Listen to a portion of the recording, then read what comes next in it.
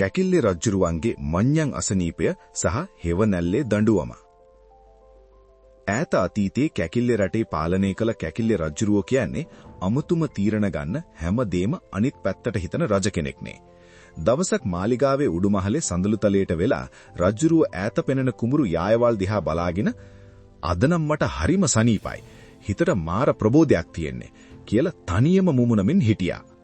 ඔය වෙලාවෙම තමයි මාලිගාවේ උද්‍යානය නඩත්තු කරන පින්සිලි ඇතුළට ආවේ. පින්සිරි කියන්නේ වැඩක් හරියට කරන්න ගිහින් අනාගන්න හරිම කලබලකාරී මිනිසෙක්. පින්සිරි අතේ තිබුණේ රජුරුවන්ට තෑගි දෙන්න ගෙනාපු රටේම තිබුණ බරම සහ ලොකුම මැටි මල් පෝච්චිය.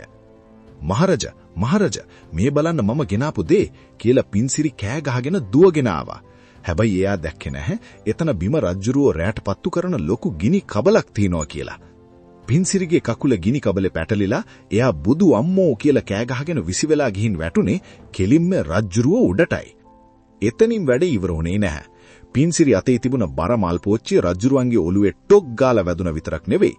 පින්සිරි බය වෙච්ච පාර රජුරුවන්ගේ මූණට හැලුවේ එතන නාන්න සූදානම් කරලා තිබුණ නටන උණු වතුර හැලියක්.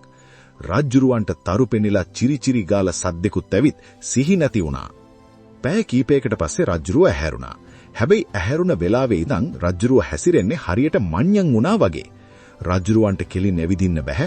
අඩියක් තියෙනකොට ඇඟ පැත්තට ඇලවෙනවා. ඒ විතරක් නෙවෙයි රජුරුව කතා කරනකොට වචන එන්නේ නැහැ. කුරුල්ලෙක් සින්දු කියනවා වගේ කිචිබිචි ටොක් ටොක් ගාලා සද්ද විතරයි එන්නේ. රාජකීය වෙද මහත්තුරු ඇවිත් පරීක්ෂා කරලා කිව්වා අනේ මහරජා ඔළුමට වැදුන පාරටයි උණු වතුර වැදුන පාරටයි රජුරුවන්ගේ මොලේ නහර පැටලිලා මේක සුව කරන්න නම් මහා අමුතු දෙයක් වෙන්න ඕනේ කියලා. රජුරුවන්ට වෙච්ච දෙයට පින්සිරිව යකඩ දම්වැල් දාලා හිරගෙට ගත්තා. සතියකට විතර පස්සේ රජුරුව ටිකක් සුව වෙලා රාජසභාවට ආවා. හැබැයි තාම රජුරුව ඉන්නේ සිහියත් අසිහියත් අතර. පින්සිරිව රජුරුව ඉස්සරහට ගෙනාවා. පින්සිරි, තෝ මගේ රජසිරුරට කරපු අපරාධයට තොට දෙන්න ඕනේ දරුණුම දඬුවම මොකද්ද? රජුරුව ඇලවෙවි යහුවා.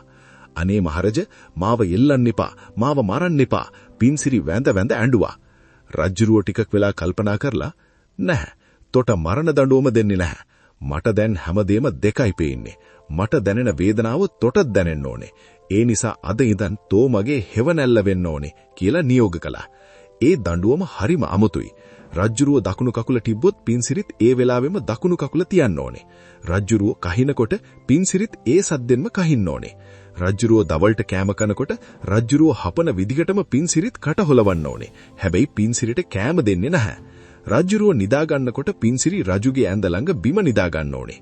වඩාත්ම අමාරු දේ උනේ රජ්ජුරුවන්ට උන නිසා පින්සිරිත් හැමදාම රැට සීතල වතුර නාගෙන වෙවල ඉන්න ඕනේ රජ්ජුරුව ගාව. සති දෙකක් විතර යනකොට පින්සිරි හොඳටම අමාරු වැටුණා. රජ්ජුරුව රැට ගොරවනකොට පින්සිරිත් ඒ සද්දෙන්ම ගොරවන්න ඕනේ. නැත්තම් රජ්ජුරුව නැගිටිලා පින්සිරිට පයින් ගහනවා සද්දෙමදි කියලා. පින්සිරි දැන් හරියට පණ යන කූඹියෙක් වගේ වෙලා.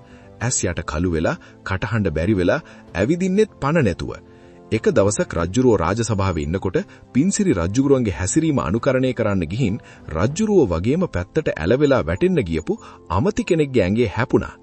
ඇමතිවරයාගේ අතේ තිබුණ උණුසුම් සුප් එක කෙලින්ම හැලුනේ පින්සිරිගේ ඔළුවටයි.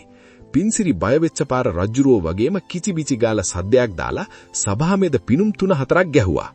මේ දර්ශනය දැකපු රජ්ජුරුවන්ට පාලනය කරගන්න බැරි හිනාවක් ආවා. හහහා බලපම් මගේ හෙවණැල්ල නටන ලස්සන කියලා රජ්ජුරුව බඩ අල්ලගෙන hina වෙන්න ගත්තා. රජ්ජුරුව විනාඩි 10ක් විතර එක දිගට hina වෙලා රජ්ජුරුවන්ගේ ඇස් වලින් කඳුළුත් ආවා.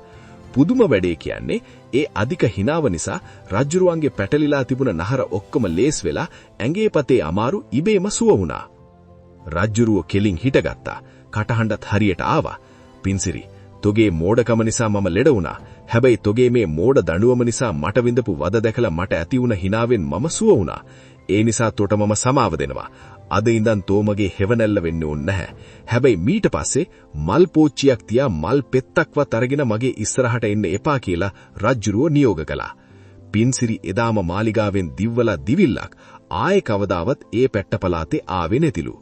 ඔන්න ඕකයි කැකිල්ලේ රජ්ජුරුවන්ගේ ලෙඩ සහ අමුතු දඬුවමේ කතාව. මේ වීඩියෝ එක ඔබට වැදගත් වුණා නම් මගේ channel එක subscribe කරලා like කරලා මට පොඩි support එකක් දෙන්න.